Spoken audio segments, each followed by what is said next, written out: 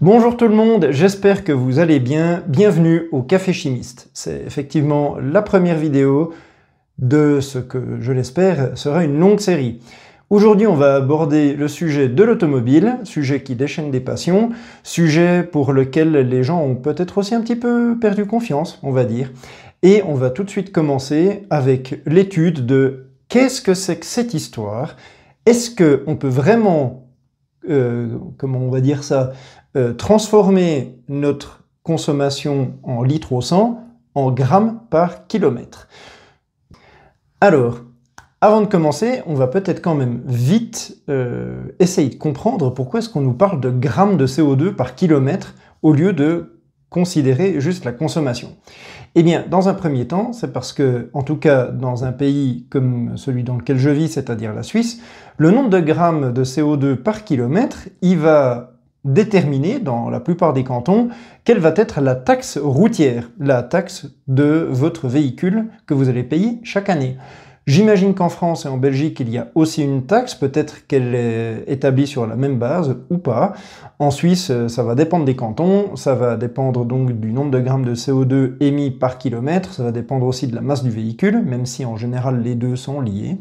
Enfin bon. Donc, pour notre calcul du jour, on va faire ça en 3 étapes. La première, on va parler de tout simplement nos approximations, de savoir qu'est-ce qu'on va choisir de faire. Ici, dans cette première étape, on va considérer que l'essence est constituée essentiellement d'octane. Si la valeur qu'on trouve ne s'approche pas assez de la valeur donnée par le constructeur, alors on va passer à l'heptane, pour voir à quel point l'industrie automobile s'est foutue de nous.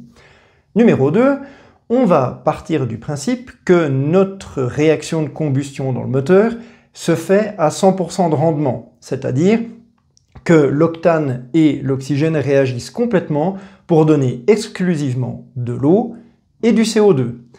Normalement, ça se passe évidemment pas tout à fait comme ça, rien n'est jamais parfait. Il y a toujours un petit peu de monoxyde de carbone, il y a toujours de l'essence qui n'est pas brûlée. On ne prendra pas ça en compte, on va simplifier notre calcul. Numéro 3, on va accepter notre calcul si le résultat qu'on trouve avec l'octane correspond à plus ou moins 10% de la valeur donnée par le constructeur. Si tel n'est pas le cas, alors on va calculer la chose avec l'heptane. Il faut comprendre que, comme je l'ai dit avant, la chimie c'est de la cuisine et vice-versa. Ce qu'on va voir là, ça va être ce qu'on appelle une équation chimique. Donc je vais vous parler de la réaction très basique, un peu simplifiée, de ce qui se passe dans un moteur. En fait, dans un moteur, il se passe quoi? On a l'essence qui va arriver dans la chambre de combustion, c'est-à-dire là où sont les pistons et les cylindres, et en fait l'arrivée de cette essence va induire en fait le mouvement du piston par explosion, d'où le fait qu'on appelle ça des fois un moteur à explosion. En fait c'est un moteur à combustion interne, parce que ça brûle dans le cylindre. Toujours est-il que une combustion, d'un point de vue chimique, c'est quoi? C'est qu'on a un hydrocarbure, ici on va prendre l'octane et l'heptane. On a forcément de l'oxygène, sans oxygène il n'y a pas de combustion, et ceci va nous donner du CO2 et de l'eau. Oui, oui, une combustion, ça donne de l'eau. Si vous voulez vous en convaincre, vous avez qu'à regarder les avions qui volent dans le ciel à haute altitude, et la traînée blanche qu'il y a derrière, c'est rien d'autre qu'un nuage d'eau. Voilà. Toujours est-il que cette équation-là, donc elle est un peu simplifiée. Pour 2 raisons. La première, c'est qu'on sait qu'il y a plusieurs espèces chimiques dans le carburant, on l'a dit tout à l'heure, et on va aussi partir du principe qu'on a un rendement de 100%, c'est-à-dire que tout le carburant et tout l'oxygène sont intégralement brûlés pour donner exclusivement du CO2 et de l'eau. Tada! Et voilà. Donc, dans votre direction, qu'est-ce que vous voyez? Nous voyons l'octane, donc 1, 2, 3, 4, 5, 6, 7, 8... petite boule noire, donc 8 carbones, d'où le octane, plus le dioxygène, qui est ici. Ça va se mélanger pour transformer ça en eau, H2O, et en CO2, la fameuse molécule d'intérêt ici aujourd'hui. Alors, pourquoi est-ce que je vais vous parler de cuisine maintenant? Vous allez me dire que ça n'a rien à voir avec l'automobile et la chimie, et pourtant. Ce qu'il y a, c'est quand on fait de la cuisine, normalement on suit une recette. Dans la recette, on nous dit vous avez de la farine, des œufs, du beurre, du sucre, et ça vous fait un gâteau. en l'occurrence un 4/4. Alors, ici, là où je vais me permettre cette analogie, c'est que, comme je l'ai dit avant, nous avons de l'octane et de l'oxygène, du dioxygène, qui vont réagir ensemble pour former de l'eau et du CO2. Ça, c'est très bien, on connaît la réaction, c'est comme la cuisine, on sait que pour faire notre 4/4, on aura besoin de ça. Ce qu'on ne connaît pas à ce stade, ça va être la proportion. Et c'est là qu'on va peut-être passer à 2 doliprane sur 3, mais je vous assure, après on redescend.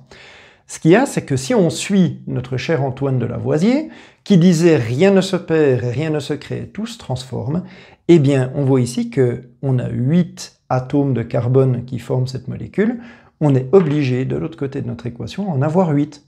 Donc en fait, au lieu d'avoir un seul CO2 pour une seule molécule d'octane qui est brûlée, une molécule d'octane va donner en fait 8 molécules de CO2.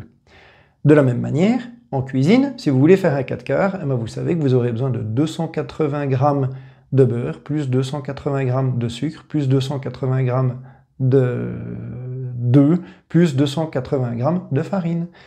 Là, il y a tout qui est proportionnel. Ici, on est dans un cas où ça n'est pas totalement proportionnel. Et donc, on va faire ça tout de suite. Et donc voilà, pour chaque molécule d'octane que je vais brûler, je vais devoir brûler un total de beaucoup de celui-là, d'accord? Ça va nous donner de l'eau et ça va nous donner 8 CO2.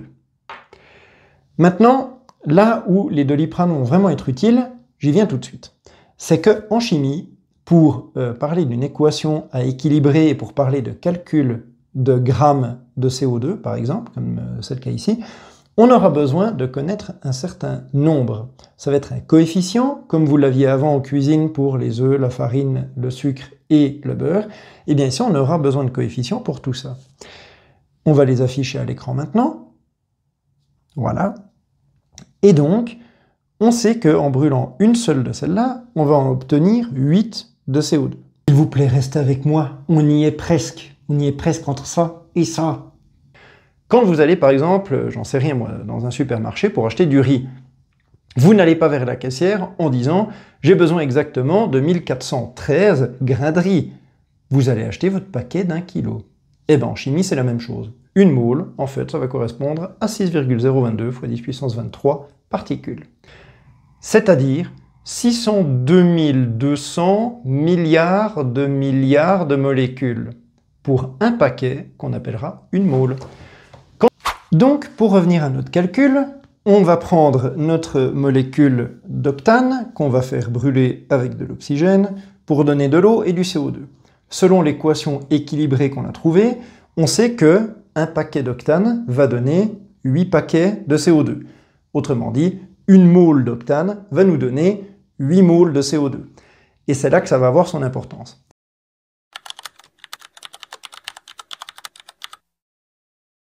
Pourquoi? Parce que dans notre calcul, 5,8 litres d'octane, donc d'essence, correspond en fait à quelle masse?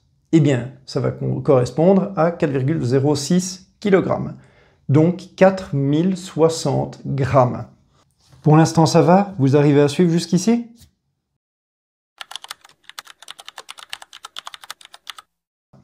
Pourquoi est-ce que je passe en grammes? Il y a une certaine importance à ça, c'est que cette bestiole ici, elle a une certaine masse elle-même, qui est donnée en fait par la masse individuelle de chaque atome d'hydrogène et de chaque atome de carbone. Le carbone pesant 12 et l'hydrogène pesant 1, nous avons un total ici de 114 grammes par mole, 114 grammes par paquet, si vous préférez. Et donc, pour trouver le nombre de paquets qu'il existe dans 5,8 litres, ou 4,06 kg, on va diviser 4,06 kg par 114 grammes par mole. On va le multiplier par 1000 parce qu'on passe de kilogramme à gramme. Et donc cela nous donnera un total de 35,6 moles. Notre équation, on a établi qu'une mole d'octane allait donner 8 moles de CO2.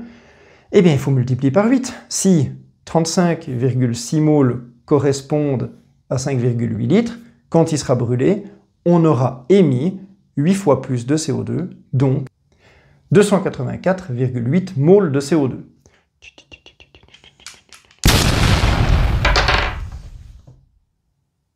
Sinon ça va vous?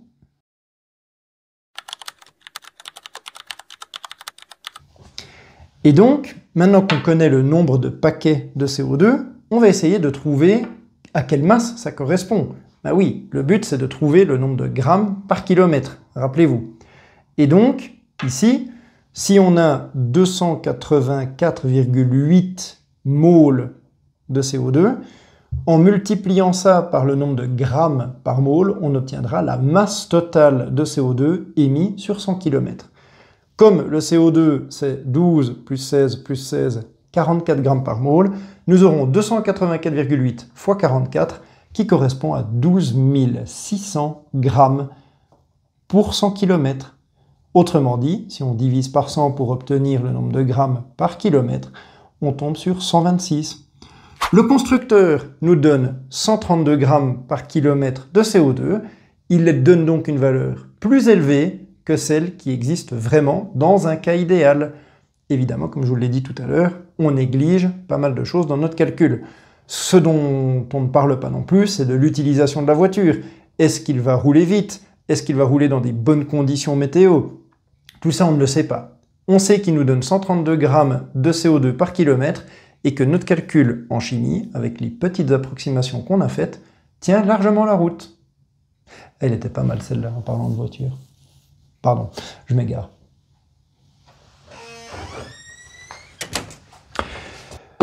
Donc voilà, si jamais vous êtes intéressé par l'achat du petit ou du grand boîtier du kit de modèle moléculaire de chimie, sachez que je l'ai trouvé sur Amazon, c'est le Linktor. Moi, évidemment, j'ai acheté le 444 pièces parce que je suis enseignant et que j'ai plusieurs étudiants qui les utilisent, mais il existe des boîtes plus petites au cas où vous auriez un intérêt pour ça. Sachez que même si vous n'êtes pas étudiant, mais que vous connaissez quelqu'un qui est en train d'étudier la chimie, ça peut être un très très bon cadeau, ça aide vraiment à mieux se représenter en 3 dimensions les molécules, comme vous avez pu le voir au cours de cette vidéo. Donc n'hésitez pas, passez par mon lien qui est en description, et on continue.